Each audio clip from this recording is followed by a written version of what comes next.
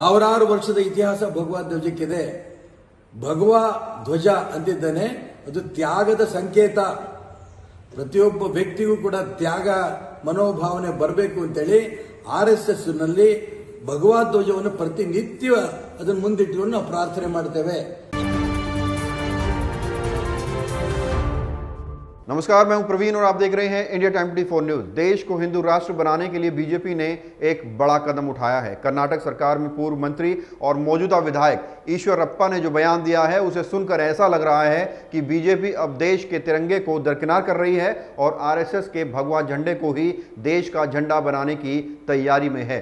तिरंगा के अपमान करने वाले को देशद्रोही कहने वाली बीजेपी के विधायक कहते हैं कि RSS का झंडा एक दिन राष्ट्रीय ध्वज बनेगा, क्योंकि केसरिया झंडा बलिदान का प्रतीक है। ये बयान कर्नाटक से बीजेपी विधायक ने दिया है। तो क्या अब ये समझा जाए कि शहरों के नाम की तरह अब देश के झंडे की सूरत भी बदल दी जाएगी?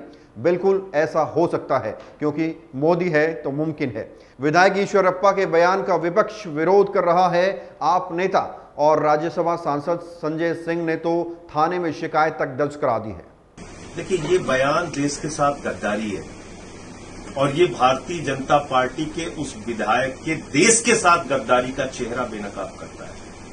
और मैं कहता हूं कि देश के गद्दारों को जेल में भेजो, इन मक्कारों को। ये 52 साल तक इन्होंने RSS के मुख्यालय पर तिरंगा नहीं फहराया। भारतीय जनता पार्टी तिरंगे राष्ट्रीय ध्वज की विरोधी है और इस विधायक के बयान से बात साबित हो गई। इसको पकड़ के जेल में डालना चाहिए। हमारे तिरंगे का अपमान कोई भी हिंदुस्तानी बर्दाश्त नहीं करेगा और मैं इसके खिलाफ FIR कराने जा रहा हूं। इसकी गिरफ्तारी होनी चाहिए। आप देश का राष्ट्रीय ध्वज बदल दोगे? भारत की आन बान शान तिरंगा, उसको बदल दोगे आप? इतना साहस हो गया बीजेपी में? 130 करोड़ हिंदुस्तान की जनता राष्ट्रीय ध्वज, इस तिरंगे के अपमान को बर्दाश्त नहीं करेगी और इस गद्दार को जेल में डालना चाहिए। भारतीय जनता पार्टी की गद्दारी का चेहरा सामने आया इस बयान से। ऐसा गद्दार इनकी पार्टी का विधायक है जो देश के साथ गद्दारी कर रहा है, कह रहा है तिरंगा बदल देना चाहिए। हिम्मत है बीजेपी की, तिरंगा बदल देंगे? तो देश के गद्दारों को जेल में डालो, मक्कारों को, इनको जेल में डालना चाहिए।